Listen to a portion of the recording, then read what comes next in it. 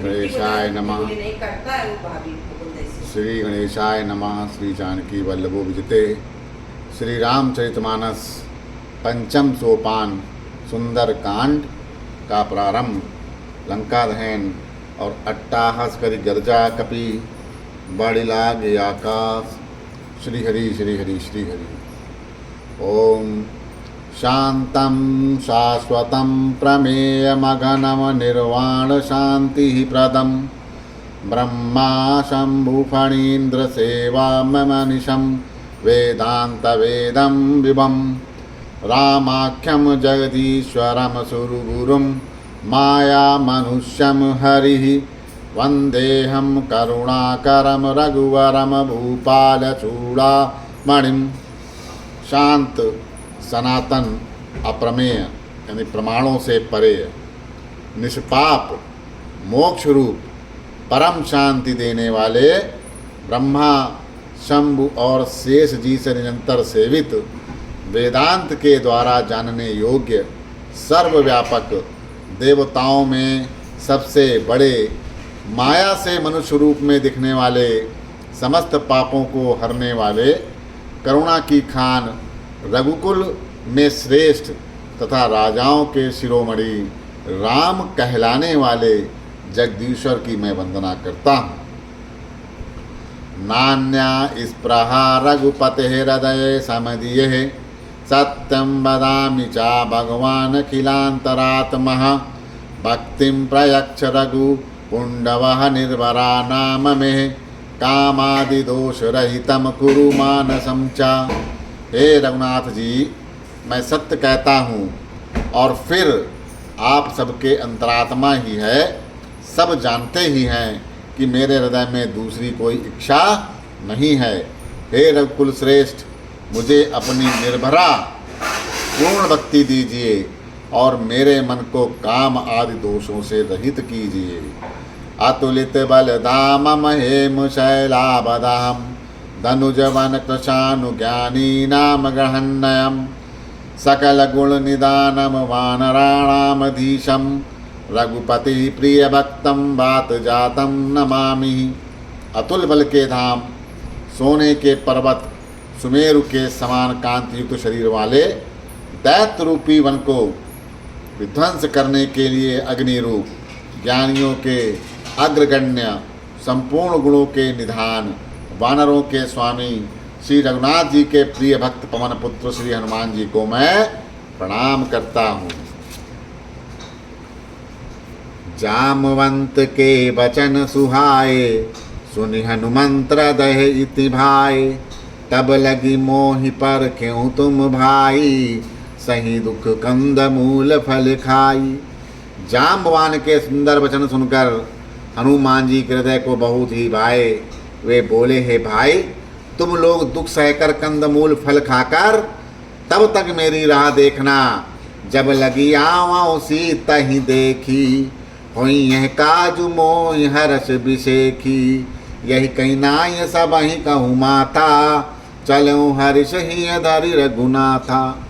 जब तक मैं सीता जी को देखकर लौट ना आऊँ काम अवश्य होगा, क्योंकि मुझे बहुत ही हर्ष हो रहा है। यह कहकर और सबको मस्तक नवाकर हृदय में श्री रघुनाथ जी को धारण करके हनुमान जी हर्षित होकर चले। सिंधु तीर एक बूदर सुंदर कौतिक कूद चढ़े तय ऊपर बार बार रघुवीर समारी तर क्यों पवन तनय बल भारी। समुद्र के तीर पर एक सुंदर पर्वत था। हनुमान जी खेल से ही अनायास ही कूद कर उसके ऊपर जा चढ़े और बार बार श्री रघुवीर का स्मरण करके अत्यंत बलवान हनुमान जी उस पर से बड़े वेग से उछले। जही गिर चरण देई हनुमंता चले सुगा पाताल तुरंता नियमोग रघुपति कर बाना यही बात चले हनुमाना। सिर जिस पर्वत पर हनुमान जी ने पैर रखकर चले या जिस पर से वे उछले वह तुरंत ही पाताल में धंस गया। जैसे रघुनाथ जी का अमोघ बाण चलता है उसी तरह हनुमान जी चल दिए। जलनिधि रघुपति दूत बिचारी तय मैं ना कहो श्रम हारी। समुद्र ने उन्हें श्री रघुनाथ जी का दूत समझकर मैनाक पर्वत से कहा कि हे मैनाक, तू इनकी थकावट दूर करने वाला हो, अर्थात अपने ऊपर इन्हें विश्राम दे देना। मंगल भवन अमंगल हारी, दबहु सुदशरथ अजिर बिहारी। हनुमानत ही पर साकर, पुन कीन प्रणाम। राम काज कीने बिनु, मोहि कहाँ विश्राम। हनुमान जी ने उसे हाथ से छू दिया, फिर प्रणाम करके कहा कि भाई, श्री रामचंद्र जी का काम किए बिना मुझे विश्राम कहाँ। जात पवन सुत देव ही देखा, जाने कहूँ बल बुद्धि विशेखा। सुरसा नाम आई कै माता, पठियई आई कहीं तेहि बाता। देवताओं ने पवन पुत्र हनुमान जी को जाते देखा। उनकी विशेष बल बुद्धि को जानने के लिए परीक्षार्थ उन्होंने सुरसा नामक सर्पों की माता को भेजा। सुरसा नामक सर्पों की माता को उसने आकर हनुमान जी से ये बात कही, आज सुरय मोहि दीन आहारा, तुरत सुनत बचन कह पवन कुमारा। राम काज कर फिरय मैं आवऊं, सीता कही सुधि प्रभु सुनावऊं। आज देवताओं ने मुझे बड़ा अच्छा भोजन दिया। यह वचन सुनकर पवन पुत्र हनुमान जी ने कहा कि श्री राम जी का कार्य करके मैं लौट आऊं और सीता जी की खबर प्रभु को सुना दूं। तब बदन पठइयहूँ आई, सत्य कहूँ मोहि जान दे माई। कवन हूँ जतन दे नहीं जाना, ग्रस छिन मोहि कहूँ हनुमाना। तब मैं आकर तुम्हारे मुंह में घुस जाऊंगा, तुम मुझे खा लेना। हे माता, मैं सत्य कहता हूँ, मुझे अभी जाने दो। जब किसी भी उपाय से उसने नहीं जाने दिया, तब हनुमान जी ने कहा तो फिर मुझे खा न ले। जो जन भरित ही बदन पसारा, कपितनु कीन दुगन विस्तारा। सो राह जो जुन मुकते ही ठाया हूँ, तुरंत पवन सुत 32 भयऊँ। उसने योजन भर 4 कोस में मुंह फैलाया तो हनुमान जी ने अपने शरीर को उससे दूना बढ़ा लिया। उसने 16 योजन तक मुख किया, हनुमान जी तुरंत ही 32 योजन के हो गए। जैसे जैसे सुरसा बदन बढ़ावा, तासु दून कपि रूप दिखावा। सत जोजन तही आनन कीना, अति लघु रूप पवन सुत लीना।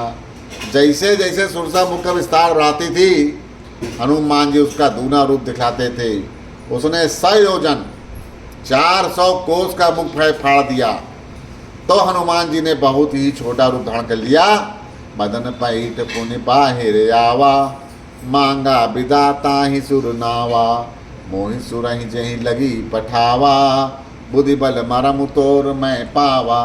और वे उसके मुख में घुसकर तुरंत फिर बाहर निकल आए और उसे सिर नवा कर विदा मांगने लगे। उसने कहा, मैं तुम्हारी बुद्धि बल का भेद पा लिया है, जिसके लिए देवताओं ने मुझे भेजा था। मंगल भवन अमंगल हारी, द्रबहु सुदशरथ अजिर बिहारी। राम काज सब करियहूँ, तुम बल बुद्धि निदान। आशीष दे गई सो हरिष चले हनुमान। तुम श्री रामचंद्र जी का सब कार्य करोगे क्योंकि तुम बल बुद्धि के भंडार हो। यह आशीर्वाद देकर वो चली गई तो हनुमान जी हर्षित होकर बोलते हैं, निश्चरी एक सिंधु मही राही, करी माया नभ के खग गाही। जीव जंतु जे गगन उड़ाही, जल बिलोक तिनके परिछाही। समुद्र में एक राक्षसी रहती थी। वह माया करके आकाश में उड़ती हुई पक्षियों को पकड़कर ले जाती थी। आकाश में जो जीव जंतु उड़ा करते थे, वह जल में उनकी परछाई देखकर गहई छाह सक सो न उड़ाई। एहि विधि सदा गगन चर खाई। सोई छल हनुमान कह कीना, तासु कपटु कपितुर तहि चीन्हा। उस परछाई को पकड़ लेती थी जिससे वे उड़ नहीं सकते थे और जल में गिर पड़ते थे। इस प्रकार वह सदा आकाश में उड़ने वाले जीवों को खाया करती थी। यही छल हनुमान जी से भी किया। हनुमान जी ने तुरंत ही उसका कपट पहचान लिया। ताहि मार तो सुत बीरा, बार दीपार गयऊ मति धीरा। तहाँ जाई देखी बन शोभा, गुंजत चंचरीक मधुलोभा। पवन पुत्र धीर बुद्धिश्री वीर हनुमान जी उसको मारकर समुद्र के पार गए।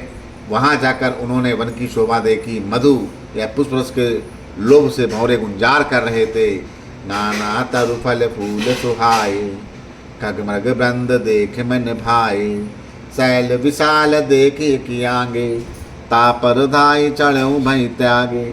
अनेकों प्रकार के वृक्ष फूल फल से शोभित पक्षी और पशुओं के समूहों को देखकर वे तो मन में बहुत प्रसन्न हुए। सामने एक विशाल पर्वत देखकर हनुमान जी भय त्याग कर उस पर दौड़ कर चढ़े। उमा न कछु कपि कहे अधिकाई, प्रभु प्रताप जो काल ही खाई।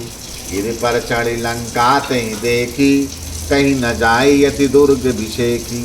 शिव जी कहते हैं कि हे उमा, इसमें वानर हनुमान जी की कुछ बड़ाई नहीं है, यह प्रभु का प्रताप है जो काल को भी खा जाता है। पर्वत पर चढ़कर उन्होंने लंका देखी, बहुत ही बड़ा किला है, कुछ कहा नहीं जाता। अति उतंग जल निधि चहु पासा, कनक कोट कर परम प्रकाशा। वो अत्यंत ऊंचा है, उसके चारों ओर समुद्र हैं, सोने के परकोटे, चहर दीवारियों का परम प्रकाश हो रहा। मंगल भवन अमंगल हारी, द्रवहु सुदशरथ अजिर बिहारी। कनक कोटि विचित्र मणिकृत, सुंदर आयतना घना। चौहट्ट हट्ट सुबट्ट बीती, चारु पुर बहु विधि बना। गजबाज खच्चर निकर पदचर, रथ बरु तही को गनय। बहुरूप निश्चर जूत अति बल, सेन बरनत नहीं बनय। विचित्र मणियों से जड़ा हुआ सोने का परकोटा है, उसके अंदर बहुत से सुंदर सुंदर घर हैं, चौराहे बाजार, सुंदर मार्ग गलियां, सुंदर नगर बहुत प्रकार से सजा हुआ है। हाथी घोड़े खच्चरों के समूह तथा पैदल रथों के समूह को कौन गिन सकता है। अनेक रूपों के राक्षसों के दल हैं, उनकी अत्यंत बलवती सेना, उनका वर्णन नहीं करते बनता। बन बाग उपवन बटिका सर, कूप बापी सोहई। नर नाग सुर गंधर्व कन्या रूप मुनि मन मोहई। कहु माल देह विशाल शैल, समान अति बल गर जही। नाना आगे रही बिरही बहुविध, एक एक ही तर जही। वन बाग उपवन फुलवाड़ी तालाब कुएं बावलियां सुशोभित हैं। मनुष्य नाग देवताओं गंधर्वों की कन्याएं अपने सौंदर्य से मुनियों के भी मन को मोह लेती हैं। कहीं पर्वत के समान विशाल शरीर वाले बड़े ही बलवान मल्ल पहलवान गरज रहे हैं। वे अनेकों अखाड़ों में बहुत प्रकार से भिड़ते और एक दूसरे को ललकारते हैं। करी जतन बटी को टही बिकट तन नगर, चाहू दिस राक्षाही। कहूँ महिष मानुष देनु खर, अज खल निशाचर बाक्षाही। एहि लागी तुलसीदास इनकी, कथा कछु एक कहीं। रघुवीर सर तीरथ शरीर रही, त्यागी गति पई सही। भयंकर शरीर वाले करोड़ों योद्धा यत्न करके बड़ी सावधानी से नगर के चारों ओर सब ओर से रखवाली करते हैं। कहीं दुष्ट राक्षस भैंसों, मनुष्यों, गायों, गदहा और बकरियों को खा रहे हैं। तुलसीदास जी ने इस कथा को इसीलिए कुछ थोड़ी सी कही है कि ये निश्चय ही श्री रामचंद्र जी के बाण रूपी तीर्थ में शरीरों को त्याग कर परम गति पावेंगे। मंगल भवन अमंगल हारी, द्रवहु सुदशरथ अजिर बिहारी। उर्पकवारे देख बहु, कपि मन कीन विचार। अति लघु रूप धरौ निसी, नगर करौ पड़सार। नगर के बहुसंख्यक रखवालों को देखकर हनुमान जी ने मन में विचार किया कि अत्यंत छोटा रूप धरूं और रात के समय नगर में प्रवेश करूं। मसक समान रूप कपिधरी, लंकई चलऊं सुमरि नरि हरि। नाम लंकनी एक निसीचरी, जो कहीं चले सी मोहि निंदरी। हनुमान जी मच्छर के समान छोटा सा रूप धरकर नर रूप से लीला करने वाले भगवान श्री रामचंद्र जी का स्मरण करके लंका को चले। लंका के द्वार पर लंकनी नाम की एक राक्षसनी रहती थी। वह बोली, मेरा निरादर करके बिना मुझसे पूछे कहाँ चले जा रहा है। जाने नहीं मरम सट मोरा, मोर आहार जहाँ लगी चोरा। मुटिका एक महाकपिहानई, रुधिर बमत धरनी धन मनी। हे मूर्ख, तूने मेरा भेद नहीं जाना।